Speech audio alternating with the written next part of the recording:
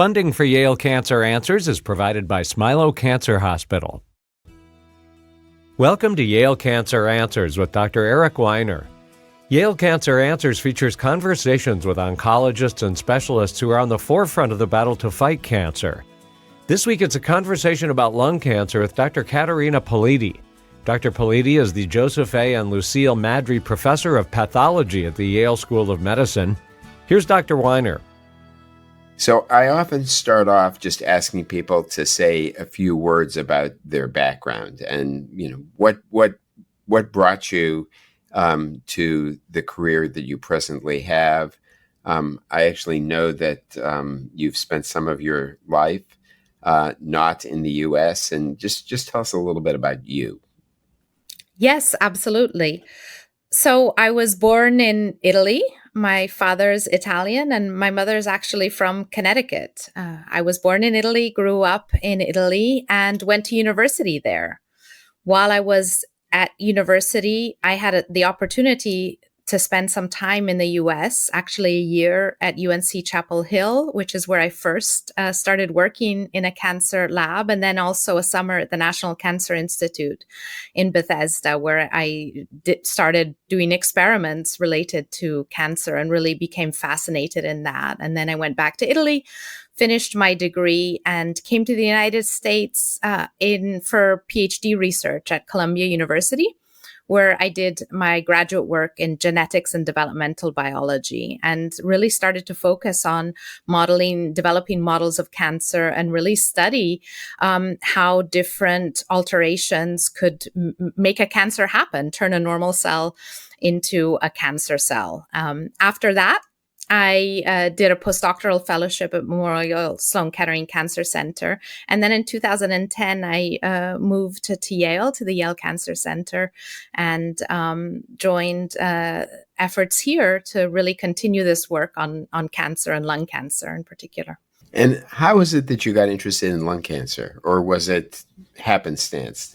Were you working in a lab and people were interested in lung cancer and that caught your attention? Or was there something that specifically brought you to lung cancer?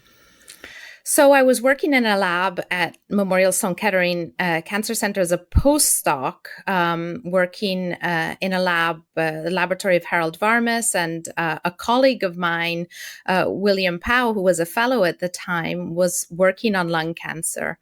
And through some efforts that had begun there, they had found that there were mutations in a gene called the epidermal growth factor receptor in several lung cancers that were sensitive to specific therapies. I actually, at that time, I was working on a slightly different question related to lung cancer that I was really interested in, because we knew that there could be some genetic alterations in cancer cells that could drive the cancers. And one of these alterations at the time that I was studying was an alteration in a gene called the KRAS gene.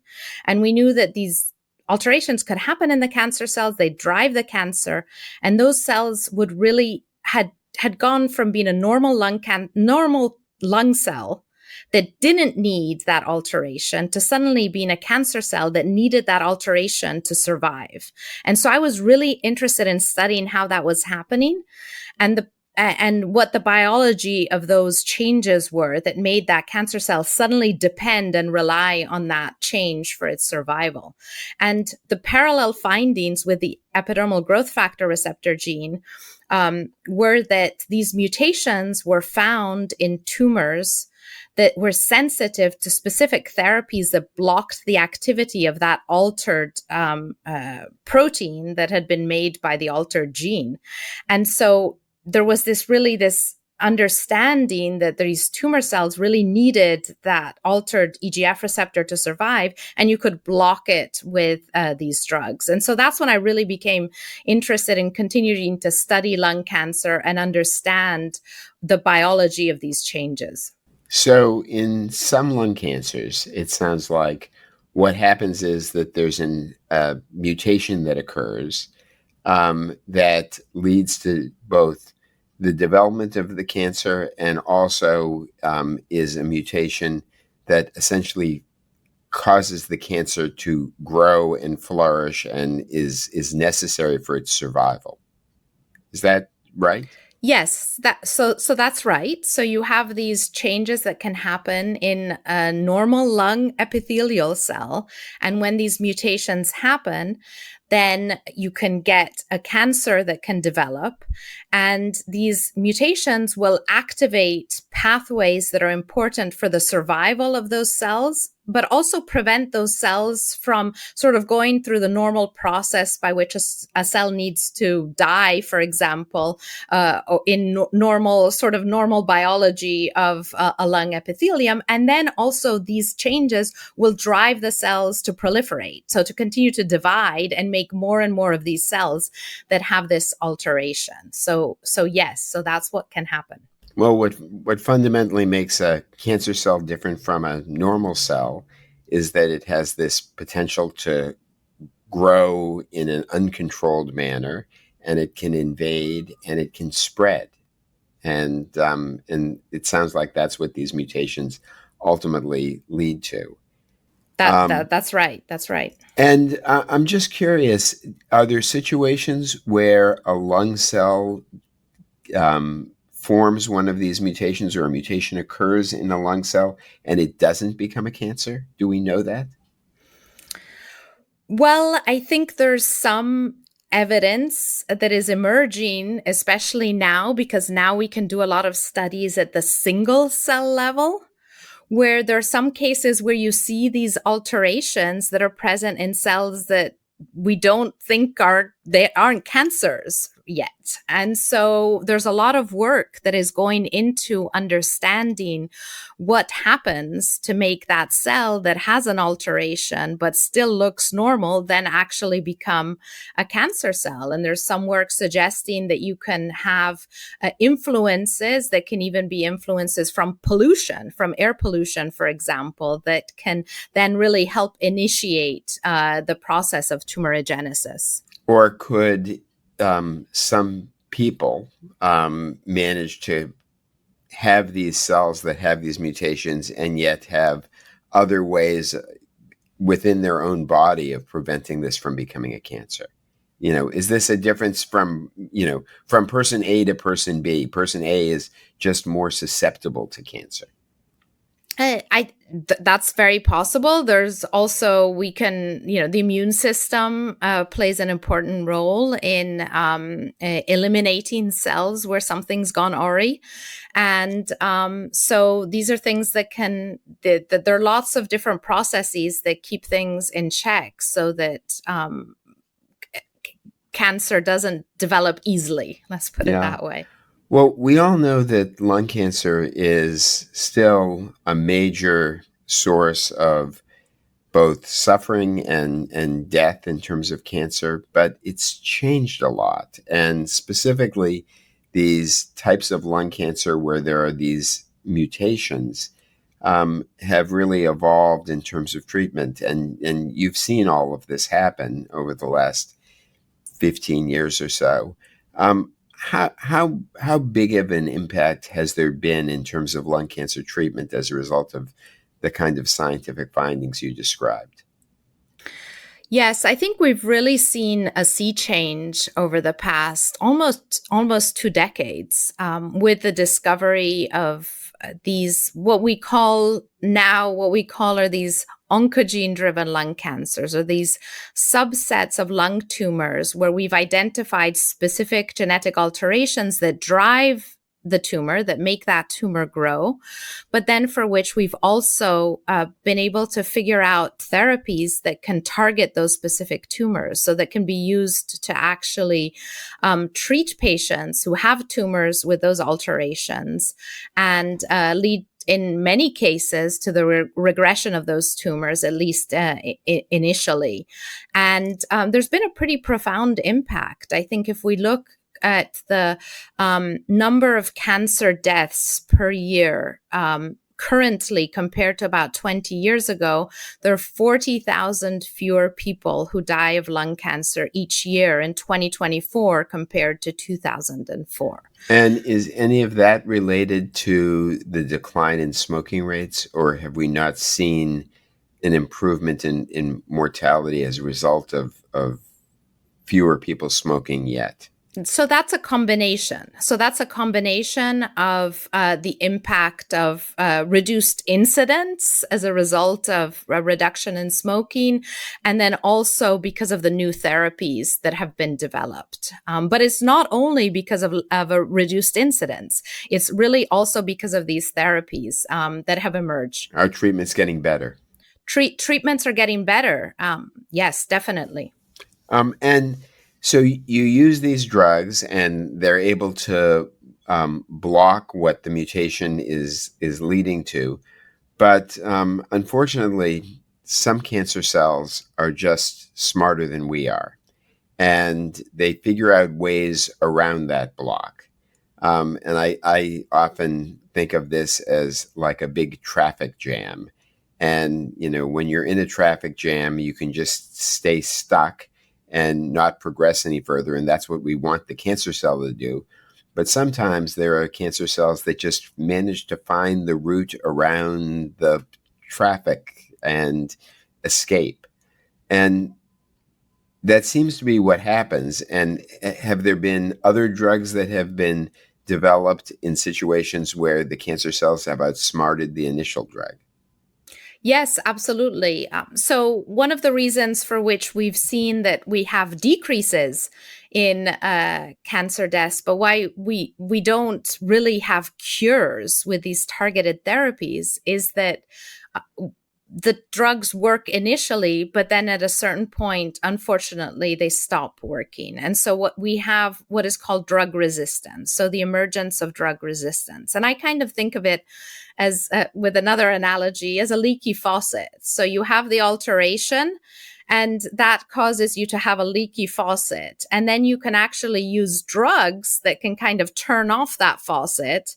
But then there are other ways something happens, and then the faucet is leaky again. And so that's another analogy that we can use to think about this. And so what can happen is you can actually have new changes in the target of the drug that can lead to resistance. So the drug can't bind, it can't work as well, for example, on those alterations. Those are called on-target resistance mechanisms. And some new drugs, like newer generations of these targeted agents, are continuously being developed. And they're being developed now specifically to overcome those resistance mutations. So that's one way. One of the other things that can happen, though, is that other faucets can open, or like you were saying, you can find the traffic can find another path, and so to get to the same outcome. And so those are a little bit harder to identify and harder to figure out what those processes are. But that's something that is an area of ongoing work in many places, including my laboratory in the lung cancer group here at the Yale Cancer Center. Yeah, well, I like your analogy better than mine because it doesn't involve road rage. So that's a good thing. Well, it has really been a sea change in lung cancer. And again, we still have many, many people who lose their lives to lung cancer. And we still need to further reduce smoking incidence so that we have fewer cases of lung cancer. But before we take a break, can I just ask you, these cancers that are oncogene driven, some of them aren't really related to smoking. Is that the case? Correct. In some cases, some of them are found more commonly actually in people who have never smoked or people who have a lighter smoking history. Correct. So I think one of the important things to keep in mind is that really anyone with lungs can get lung cancer, unfortunately. Yeah, that is an important point. Well, we're going to just take a minute's break, and then we'll be back with my guest, Katie Politi, and we'll continue our conversation about lung cancer and precision medicine and other issues in the whole field of cancer. Funding for Yale Cancer Answers comes from Smilow Cancer Hospital, where their endocrine cancers program is one of the largest multidisciplinary programs in the country and is experienced in treating rare cancers. More at smilowcancerhospital.org. The American Cancer Society estimates that more than 65,000 Americans will be diagnosed with head and neck cancer this year, making up about 4% of all cancers diagnosed. When detected early, however, head and neck cancers are easily treated and highly curable. Clinical trials are currently underway at federally designated comprehensive cancer centers, such as Yale Cancer Center and at Smilow Cancer Hospital, to test innovative new treatments for head and neck cancers. Yale Cancer Center was recently awarded grants from the National Institutes of Health to fund the Yale Head and Neck Cancer Specialized Program of Research Excellence, or SPORE, to address critical barriers to treatment of head and neck squamous cell carcinoma due to resistance to immune, DNA-damaging, and targeted therapy. More information is available at yalecancercenter.org. You're listening to Connecticut Public Radio.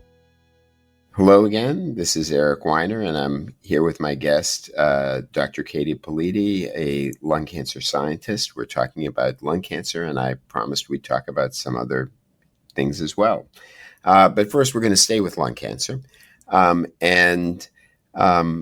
want to ask you, Katie, about immunotherapy. We've been talking about therapies until now that are for these oncogene-addicted tumors. But immunotherapy is a little different. It works differently, and it seems to work in a different subgroup of cancers. So can you tell us about the role immunotherapy has played in lung cancer? Yes, absolutely. So one of the things that has happened in recent years is that thanks to basic science research in immunology, several molecules were discovered that can block the activity of T cells, which are immune cells that are really important for eliciting an immune response in an organism. And so these molecules can also block or negatively affect T cell function. And T cells are important to recognize cancer cells and eliminate them, including at those very early stages that we were talking about previously. And so one of the things that has happened is that as a result of these discoveries, people began to test ways of interfering with these negative signals that can block the activity of T cells, and developed drugs that can do that. And so now we have these immunotherapies that can be used to treat patients with lung cancer. And what happens is essentially these agents will reawaken the immune system so that the T cells are better equipped then to recognize and to kill cancer cells. And they are used to treat lung cancer. Frequently, these immunotherapies don't necessarily work as effectively in some of the subsets of these oncogene-driven lung cancers that we were talking about earlier. But they can work in a lot of other subsets of lung cancer. And so they are a really important option together with chemotherapy for lung cancer treatment. And they work particularly when the tumor has lots of mutations. And in situations, for example, in people who have smoked heavily and there's just a lot of mutational activity in the tumor, and sometimes the immunotherapy works even better there. Yes, that's right. Because what happens is that when there are a lot of mutations, there are a lot of, I'd say, like foreign, that the T cells can better detect that there's something different about those cancer cells or about those cells, and then recognizes them and says, oh, this is something that shouldn't be here, and eliminates them. But if you don't have very many mutations, there aren't many opportunities then for easy recognition by these T cells. So yes, so it's a little bit of a different set of lung cancers that are more sensitive to these immunotherapies. You know, we've talked about this on this show before, but of course, one of the things that surprised people for many years is that a person's own body couldn't use their immune system to eradicate a cancer, that cancers grew in spite of the immune system. And I think this speaks to the fact that the immune system needs some help here with these drugs, partially because, in fact, the cancer is sending off signals to the immune system, asking the immune system not to attack it. Yes, that's right. So it sends these negative signals to the immune system saying, don't attack it. And then there are lots of other issues that can happen too, because the cancer cells can make it difficult even for the immune cells to get into the cancer, because they can sort of deposit you can have other cells surrounding the cancer cells that make it hard for the T cells to get in. So there are lots of processes that are happening that can affect the immune cells from functioning on their own. So I want to shift the conversation a little bit and talk about you and how your own experiences have affected the research you do. And specifically, I want to ask you about something that you've been quite public about, which is that you've had 2 bouts with breast cancer over the last 10 to 12 years. And when somebody who's involved with work in a field gets an illness that's somehow related to what they've been working on, it sometimes affects them differently. And I just want to ask you how that's been and how it was the first time and for that matter, the second time. Yes, thank you. So in 2011, shortly after I had started working at the Yale Cancer Center, I was diagnosed with DCIS, or ductal carcinoma in situ, which is a non-invasive early form of early breast cancer. And I had a mastectomy. I didn't need additional therapy at that point. This was a very early form of the disease. But one of the things that I realized right away, and that was very reassuring for me, was that for breast cancer treatment, there were several different targeted agents that were options had I needed it.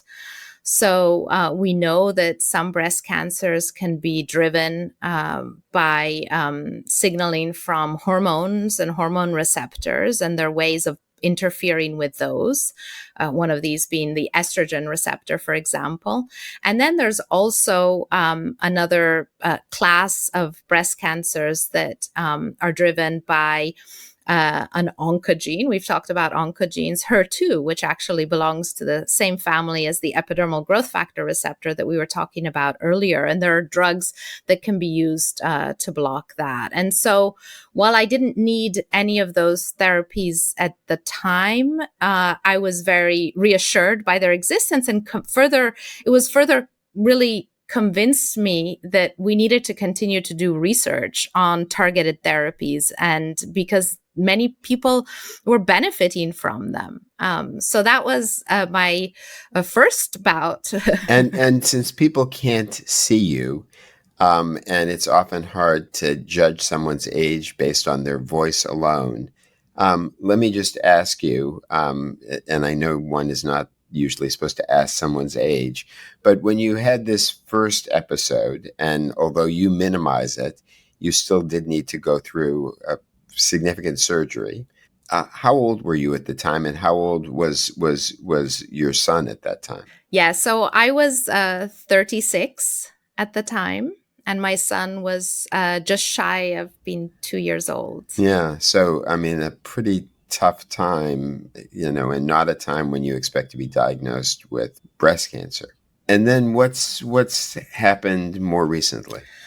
Yeah, absolutely. So last year, so fast forward 12 years from that initial diagnosis, I was diagnosed with a different independent breast cancer in my other remaining breast. I had a mastectomy for the previous DCIS. So that was quite a surprise. I don't have a family history of breast cancer at all in our family. And so this was an invasive ductal carcinoma, and fortunately early stage. So I had a mastectomy of the other breast and reconstructive surgery there as well. This time, although I didn't need chemotherapy, I needed to really take advantage of the advances in treatment and be treated with a hormonal agent because the tumor was positive for hormone receptors, both estrogen receptor and progesterone receptor. And so now I am undergoing treatment with one of these agents to prevent recurrence of breast cancer. So, when I think about how this is affecting me and affecting the research, some of the things that I think about a lot are the fact that, these targeted therapies, whether it's in lung cancer and breast cancer, are really very valuable for patients. These are, this is a pill I'm taking, and many of the targeted therapies we talked about before are pills. And so they're relatively simpler to take than sometimes one needs infusions of therapies. The other thing I think is one of the things that we talked about before is also how resistance to therapies can emerge. And I think my experience further cements the need for us to continue to do research and understand drug resistance to these targeted agents, because that really is what limits sort of the full potential of using these therapies. And I want to get back to the targeted therapy conversation in just a minute, but I do want to just ask you one question first, which is, do you think that being involved in cancer research made your own experience harder or easier? That's a great question. And I think that overall... And wait, before you answer, let me just tell people that you are a scientist. You don't take care of patients, but you are one of the most clinically oriented scientists that I know. So it's not as if you feel very removed from the whole experience of people with lung cancer. It's something you're very much aware of. Yes, definitely. And I work a lot with my clinician colleagues. So I'm very aware of the realities of patients with lung cancer and with other cancers. So I think for me, it probably made it easier. Of course, you have the reality that you know exactly what might be happening and what some of the things to be worried about. But in the end, I think it made it simpler for me to navigate and to think about. And I think that really every day coming in and working on cancer is something that's very helpful as well. What's your vision for precision medicine and targeted therapies as we go forward in cancer therapy? We still have a lot of challenges with targeted therapies. I think one of the things that we really have to understand is the biology of the cells that are left over after treatment with targeted therapies, because those are really the reservoir for the emergence then of drug resistance. And so I'm hoping that we can really understand the nature of those cells that are left over and find other ways of targeting them. Dr. Katerina Politi is the Joseph A. and Lucille K. Madry Professor of Pathology at the Yale School of Medicine. If you have questions, the address is canceranswers@yale.edu, and past editions of the program are available in audio and written form at yalecancercenter.org. We hope you'll join us next time to learn more about the fight against cancer.